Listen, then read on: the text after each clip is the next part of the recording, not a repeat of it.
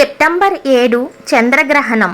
సూతకాలం ఎప్పుడు, ఏమి చెయ్యాలి, ఏం చెయ్యకూడదు?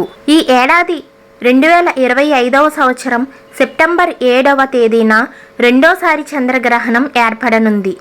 ఈ గ్రహణం భారతదేశంలో సంపూర్ణంగా పడుతుంది. అందువలన సూతకాలం వర్తిస్తుంది. సూతకాలం ఎప్పుడు, ఏం చెయ్యాలి, ఏం చెయ్యకూడదో ఈ స్టోరీలో తెలుసుకుందాం. ఖగోళ శాస్త్రవేత్తలు తెలిపిన వివరాల ప్రకారం గ్రహణ సమయంలో చంద్రుడు ఎర్రగా కనబడతాడు. అందుకే దీనికి బ్లడ్ మూన్ అని పేరు పెట్టారు. పంచాంగం ప్రకారం సెప్టెంబర్ 7వ తేదీ రాత్రి 9:58 ప్రారంభమై చంద్రగ్రహణం అర్ధరాత్రి 1:26 ముగుస్తుంది. గ్రహణం మొత్తం వ్యవధి దాదాపు 3:28 ఉంటుంది.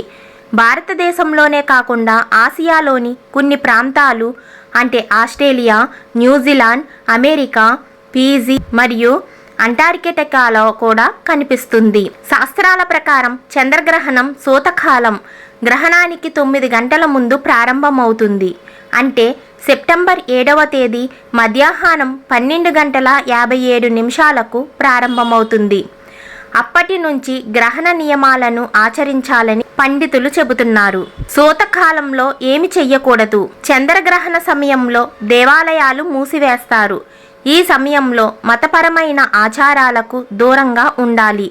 కానీ మంత్రబలం ఉన్నవారు అనుష్ఠానం చేసుకోవాలి. గర్భిణీ స్త్రీలు, చిన్నపిల్లలు, వృద్ధులు ప్రత్యేక జాగ్రత్తలు తీసుకోవాలి. గర్భిణీ స్త్రీలు ఇంటి నుండి బయటకు వెళ్ళకూడదని, పదునైన పనిముట్లతో ఎలాంటి పనులు చేయకూడదు. కనీసం కూరగాయలు కూడా కట్ చేయకూడదు. ఆహారాన్ని వండకూడదు, తినకూడదని పండితులు సూచిస్తున్నారు. పితృపక్షం ప్రారంభం. చంద్రగ్రహణం భాద్రపద మాసం పౌర్ణమి రోజున సంభవిస్తుంది. పితృపక్షం కూడా అదే రోజు నుంచి ప్రారంభమవుతుంది. సూతక కాలం ప్రారంభమయ్యే ముందు పూర్ణిమ, శ్రాద్ధం మరియు పితృకర్మలను ఆచరించాలి. చంద్రగ్రహణం ఎందుకు సంభవిస్తుంది? ఖగోళ శాస్త్రం ప్రకారం సూర్యుడు, చంద్రుల మధ్యకు భూమి వచ్చినప్పుడు సూర్యుని కాంతి చంద్రుణ్ణి చేరుకోదు. అప్పుడు భూమి నీడ చంద్రునిపై పడి చంద్రుడు ఎరుపు, నలుపు రంగులో కనిపిస్తాడు. ఇలాంటి పరిణామం సంభవించినప్పుడు చంద్రగ్రహణం ఏర్పడుతుంది. ఈ రాశుల వారికి గ్రహణ ప్రభావం ఉండదు.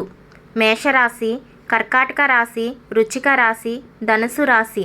ఈ రాశుల వారికి గ్రహణ ప్రభావం కొద్దిగా ఉంటుంది. మీన, వృషభ, మిథున, సింహ, కన్య, తుల, మకరం. ఈ రాశి వారికి గ్రహణ ప్రభావం ఎక్కువగా ఉంటుంది. కుంభరాశి. ఈ రాశి వారు గ్రహణ సమయంలో జపం చేసుకోవటం, స్తోత్రాలు చదువుకోవటం మంచిది. గ్రహణ అనంతరం దేవాలయ దర్శనం, దానాలు, శాంతులు, ప్రభ దానం, కేజింపావు బియ్యం, కేజింపావు మినువులు, తెల్లని వస్త్రం, తాంబూలం, మీ శక్తి కొద్దీ దక్షిణ 11 రూపాయలు బ్రాహ్మణునికి దానం ఇవ్వడం చాలా మంచిది.